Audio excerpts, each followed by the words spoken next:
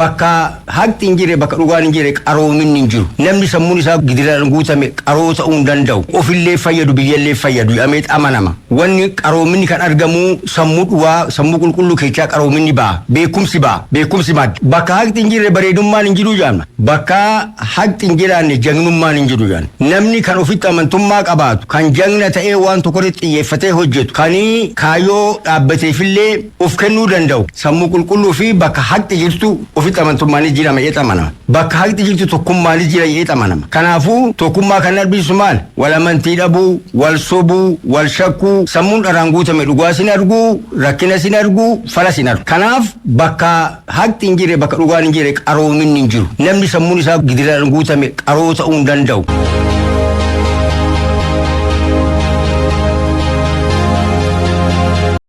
ollaa fi dugdaan lafa kana waan ta'eef ollaa waliin jiraachuun barbaachisaadha waan jedhu filateera warri Somaaliyaas kan akkamitti ilaaltanii waan dura ta'aatiin ture kanaa fi waan amma ta'e kana wal bira qabdanii. Galatoon hariiroon biyya keenya Itoophiyaa Somaaliyaa gidduu ture erga waliigaltee ulaa galaanaa Somaalilaand wajjin walii galame as boora'aa ture waanuma mariin furamuu qabu ture dhaadheeffamee gama Somaaliyaatiin oliif gadi yoo fiigamu yoo inota biyya keenya fira godhatan argaa turre jechuudha. Ati gaafa dhugaa fi ejjennoo tokkoon kaatu waa lamatu si injifachiisa siyaasa keessatti jechuudha. Murtee tokko gaaf murteessitu tokko ejjennoo jabaa gaaf qabaatu lama tokkummaa jabaa gaaf qabaatu sadii dhugaa gaaf qabaatu wanti sadiin kun garuu yeroo isaa fudhatu haa turu isaa bulus akka injifattuuf karrasiisaa qabsiisa fisiisa jechuudha injifannoo kanumatu ta'e Somaaliyaan akkuma beeknu biyyi tun beeki biyya dhiigaaf lafee lammiilee Itoophiyaatiin ijaaramte jechuu dandeessa jechuudha. Har'a miti kaleessarraa kaasee biyyi tun akka biyyatti dhaabbattu susuphaatiin har'aan kaga'e keessatti biyyi keenya Itoophiyaan shoora guddaa qabdi jechuudha.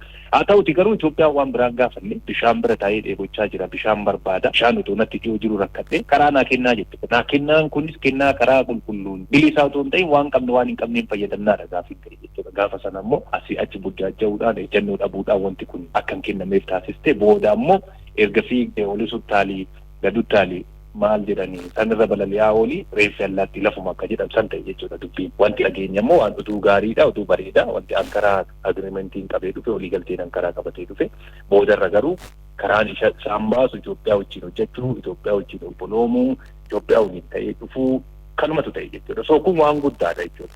Kana qofa otoo hin ta'in biyyoota birootiif illee fakkeenya waan ta'uu danda'udha jechuudha. Fagoo deemtee uttaantee gadi buutee asii achi fiiguurra ilaameedhaan dhaabbattee xiinxaltee waan san rakkoo san qortee rakkoo yoo jiraate walitti dhuftee mariidhaan furmaata kaa'utu barbaachisaadha jechuudha. So kanaaf jechuudha kana keessatti ejjennoon cimaan biyyi keenya qabatte keessumattuu tokkummaan biyyi keenya dhimma kanarratti dhimma ulaa galaanaa argachuu jechuun dhimma jiraachuu qabu dhimma lammiilee miliyoona 120 malee kanaa saamaa jiru dhimma namoota dhuunfaatii miti jedhanii ejjennoo tokkoon qabatamuun kun bu'aa bareeda kana qabatee so kanaaf kun waan hundaafuu waan kamiifuu fakkeenya guddaadha jedhee ilaala injifannoo siyaasaa dachaa dhallee jedhee fudhata. Dhugaa duraanii haalatiin turan keessattuu loltoonni Itoophiyaadhaa nageenya Somaaliyaa kabachiisuu keessatti gahee guddaa baataatiin akka turteen beekama. Kun garuu sababa muraasaaf yookaan sababa hin taaneef erga walhubannaan Somaalilaand fi Itoophiyaa jidduutti mallatta'e asii haalamaatiin ture. Ankaaratti garuu pirezidaant Hassan Sheikh Mohammad dhugaa kana baasaniitiin jiru. Itoophiyaan gahee guddaa baatteerti Somaaliyaa ijaaruu Somaaliyaa gurmeessuu keessatti nageenya Somaaliyaati fi waan guddaa ba'aatiin turte. Ammas ati keessatti itti fufteetiin nageenya Somaaliyaa akka kabachiiftu barbaannaa waan jedhu kaasanii kana akka ilaaltan. Dhugaan yoomuu injifataa ta'uu isaa kaasa jechuudha. Tokko ejjennoon biyyi keenya qabattee sochoote ka'umsumarraa kaane akka injifannuuf karaa nuusaa jedhee ilaalaa. Lammaffaa immoo beeki dhugaa lafa jiru gaafa hartu dhugaan hin turti malee hin cittu hin battu jechaadha. Dhugaa santu bahe jechuudha. Waliigaltee ulaa galaanaa kana Somaalilaand wajji soo ta'e bari Itoophiyaan lafa kaatee isteetii isii naannoo ishiitii wajji hariiroon mallatteessine bari. Somaalilaand jechuun bara 1991 irraa kaastee waggaa 31 fi biyya difaaktuu haa taatu iyyuu malee of dandeessee alaabaa mataa ofii qabaattee humna nageenya mataa ofii qabaattee of dandeessee bulchaa turte jechuudha. Kana akka waan Itoophiyaan arguma lafaa kaatee naannoo isii biyya taasistee fudhachuun sunillee soba dhugarraa fakkaate ta'uu isaati jechuudha. Hariiroo idil-addunyaa keessatti fi siyaasa keessatti wanti sadii murteessaadha jechuudha. Tokko ejjennoo nati qabattu, lama tokkummaan kee, sadaffaan ammoo cichoominni waan san irratti qabdu suni injifataa ta'aadha jechuudha. Kanuma ragaa bahe amma pirezidaantiin isaanii Hasan Mohaammed illee kanuma ragaa waan baadnatti fakkaata. Keessumattuu Somaaliyaa jechuun Itoophiyaan Somaaliyaadhaa fi seelii dhiiga diimaati jettee ilaaluu dandeenya jechuudha. Qaamni namaa gaafa dhiigni diimaan raabsaa dhaabbate socho'uu hin danda'u jechuudha. Somaaliyaan durri gosaa fi maaliin walirtee ofii dhaabbachuu dadhabde Itoophiyaan akka nama sarara dhukkuba HIV/AIDS dawaadhaa umrii dheereffatuu sana humna nageenya Itoophiyaati. Itoophiyaatu dheeressaa fi ture jechuudha. Gaafa Itoophiyaan jalaa gortu ammoo maaltu akka ta'amu qabatamatti waan arganii fi dafanii kufanii lafatti jiguu caalaa otoo reeqisaa jiran otoo socho'an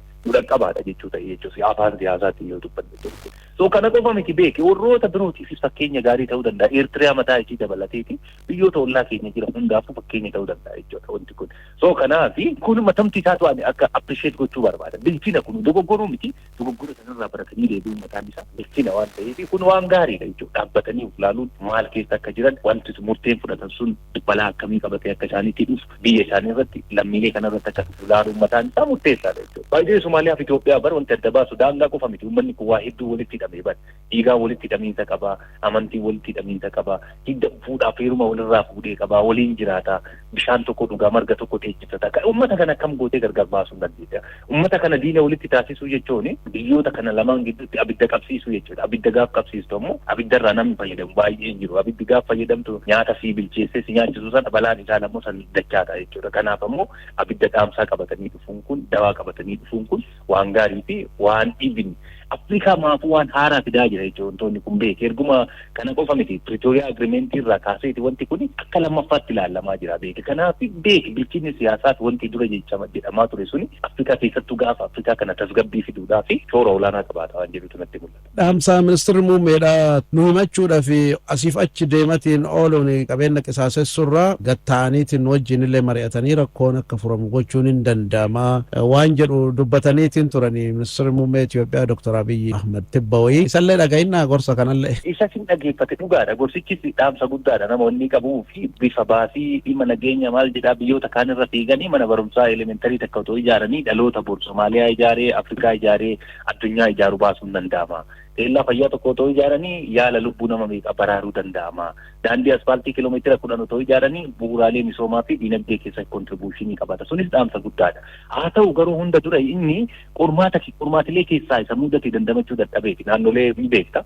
Akkuma isaan waa'ee Somaalilaand yaasa'u. Somaalilaand itti waanii garuu Jubaalaand fa fudhachuu dandeetta. Puuntilaand fa of danda'anii humni waraanaa Somaaliyaa mootummaa federaalaa Somaaliyaa nu keessa galuun qabu bahuu qabaadha. Nuti illee isteetii taanee of dandeenya waan jedhu baay'eetu ka'e jechuudha achi keessa. Kana dandamachuu dadhabanii siyaasni keessaa isaanii burkutaa akka dhufaa jiru arganii fi kana keessatti nu utubuudhaaf isaa ta'u araarallee nu buusuuf isaa ta'u gara siyaasaa rakkoo siyaasaan furuudhaaf isaa ta'u humni Itoophiyaan nu barbaachiste waan ta'eef kana goonu malee teessoon teenya barcumni teenyas gaafii keessa galaa jirti waan jedhu kanatu yeroo gabaabatti murtee kana keessa akka galu taasisnatti fakkaata caalmatti jechuudha maaliif yeroo baay'ee hooggantoonni Afrikaa kun miidhaalee dhufu san caalaa waa'ee teessoo isaanii horii godhu jechuudha waa'ee aangoo isaanii turmaata aangoo isaanii ilaalu waan ta'eef gamaa gamanaa wanti kun qormaata kana keessaa bahuu kan danda'u Itoophiyaa wajjin nagaa gaaf buusee fi Itoophiyaa wajjin gaaf mari'attee wal qabattee qofaadha jennuu jedhuun kanatti waan dhufu natti fakkaata.